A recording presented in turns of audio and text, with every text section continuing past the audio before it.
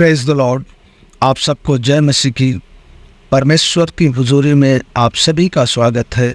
परमेश्वर का धन्यवाद करते हैं आज के दिन के लिए, आज की सुबह के लिए, कि परमेश्वर ने हम सबको नया दिन, नई सुबह दिया और हम सबको संभाल कर रखा। परमेश्वर का धन्यवाद हो। आइए आज के वचन में चलते हैं, आज के संदेश में चलते हैं। आज का वचन है, आज का संदेश है जो अपने मुख से बात बात पर, हर समय हर पल जो गालियां बकते हैं, जो अपने मुख से गंदे वर्ड निकालते हैं, उनके लिए आज का वचन है। क्योंकि जो ऐसा करते हैं वह परमेश्वर की आशीष को खो देते हैं। आप देख लीजिएगा कि जो मनुष्य अपने मुख से गालियां बकता है वह कभी सुखी नहीं रहता। वह किसी ना किसी बीमारी से हमेशा परेशान रहता है। उसका जीवन सुखमय नहीं बीतता। और उसके घर जाएंगे, उसके बच्चों में, उसकी पत्नी के जीवन में देखेंगे तो उसके घर में भी हमेशा क्लेश का माहौल रहता है। लड़ाई झगड़े, एक दूसरे को गंदे वर्ड का इस्तेमाल करते हुए बोलना। क्योंकि परमेश्वर का वचन जो हमारे जीवन में है, ऐसा नहीं है कि मसीह के लोग नहीं, संसार के लोग इस वचन को नहीं समझते, नहीं जानते, और इसलिए वो ऐसा करते हैं। और जो करते हैं उनके जीवन में ऐसा होता भी है और उसे इस बात का अंदाजा नहीं होता। संसार के लोग क्या हैं? बात बात पर गालियां देते हैं। उनके मुख से हमेशा गंदे वर्ड निकलते हैं, गंदे शब्द निकलते हैं। और होता क्या है, जिसके कारण उनके अंदर की शांति खत्म हो जाती है, भंग हो जाती है। उनके मन में एक अशांति उत्पन्न हो जाती है और वह एक बेचैनी महसूस करते हैं अपने अंदर।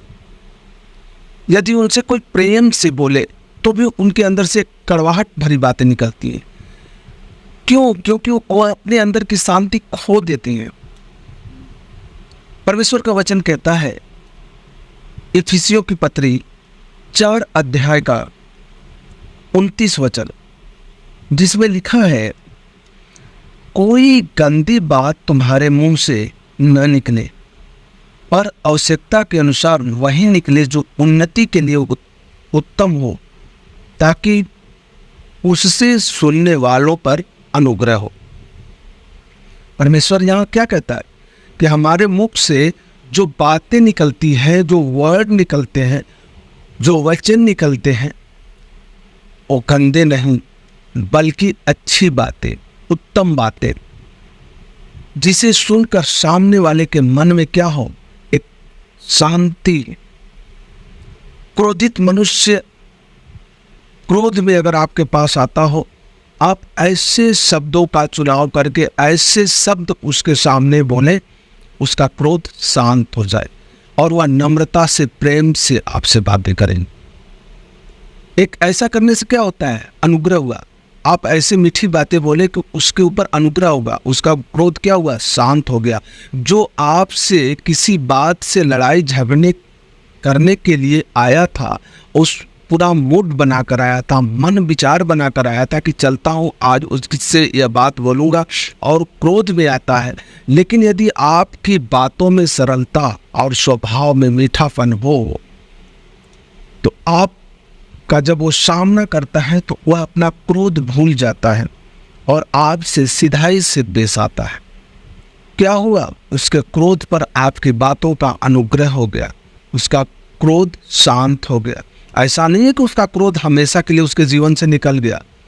उसका क्रोध हमेशा उसके जीवन से निकालने के लिए परमेश्वर की अनुग्रह चाहिए, उसका अभिषेक चाहिए। उसके लिए प्रभु यीशु मसीह में आना होगा उसे, और वचन को पढ़ना होगा, और प्रभु यीशु मसीह को अपना जीवन देना होगा।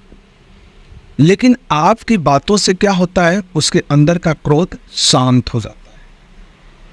इसीलिए परमेश्वर कहता है कि कोई भी गंदी बात कुछ भाई बहन ऐसे होते हैं जो किसी को, कोई पराई स्त्री को देख करके, पहला काम तो परमेश्वर घूरने को मना करता है कि आप उसे देख करके घूर नहीं सकते। और यदि आप किसी पराई स्त्री, पराई लड़की को ज़्यादा देर तक निगाहें गड़ाते हैं तो आपके मन में बुरे विचार आ ही जाते हैं। और जो गंदे विचार आते हैं तो परमेश्वर ने कह दिया कि यदि तुम किसी पराई स्त्री, पराई लड़की को देखकर अपने मन में बुरे विचार लाता है तो तूने व्यभिचार कर लिया। तो वहाँ तो एक पाप हो ही गया, लेकिन एक पाप और होता है।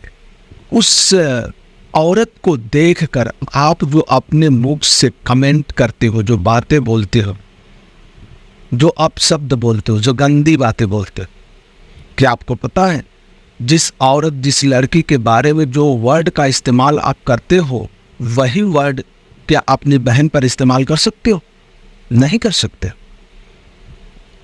क्योंकि आप वहां पर अपना नियंत्रण खोते हो। और परमेश्वर क्या कहता है कि यही नियंत्रण आपको अपने में बना के रखना है, खोना नहीं है। चौकसी रखना है अपने शरीर के हर एक अंगों पर, अपने मुखों पर, अपनी आंखों पर, अपने जीभ पर,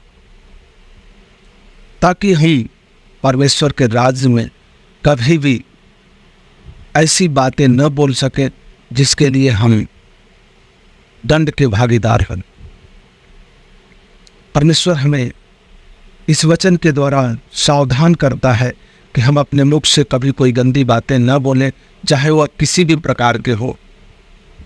और आवश्यकता पड़े तो कुछ ऐसी बातें बोले कि जहाँ पर अनुग्रह हो, शांति हो, दया हो, प्रेम हो।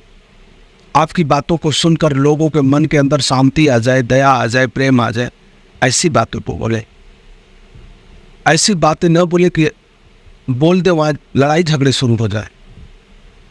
अपने मुख से गालियाँ बकना अपने आप को घात करना, अपने आप को श्रापित करने जैसा है। अगर आप किसी को गाली देते हैं, किसी को अपशब्द बोलते हैं, तो ये मत समझिए कि आप उसको गाली दे रहे हैं। नहीं, वो अपने आप को श्रापित कर रहे हो, अपने आप अपना जीवन नष्ट करने के प्रयास में। ऐसे लोग कभी अपने जीवन में सुख को प्राप्त नहीं कर सकते, उनका जीवन सुखमय नहीं होता जो गालियां बकते हैं। मैंने ऐसे लोगों को कई बार कई जगहों पर देखा है जो गालियां बकते हो कभी सुखी नहीं होते, वह किसी ना किसी रोग से पीड़ित होते हैं और उन्हें पता भी नहीं रहता है। रोगों का इलाज कराते हैं, दवा करते हैं, परंतु वो चंगाई प्राप्त नहीं होती, क्योंकि उन्हें अपने मुख पर चौकसी नहीं है, अपने मुख से गंदी बातों को बोलते रहते हैं। तो परमेश्वर इस वचन के द्वारा आप सभी लोगों को ब्लेस करे, आशीष दे। आप सभी लोग इस वचन को सुने और शेयर करें और हमारे चैनल को सब्सक्राइब करें, बेल आइकन को ज़रूर दबाएं ताकि आने वाली वीडियो का नोटिफिकेशन आपको मिलता रहे। प्रभु आप सभी लोगों को आशीष दे, ब्लेस करे। आप सबको गॉड ब्लेस यू। जय मसीह की।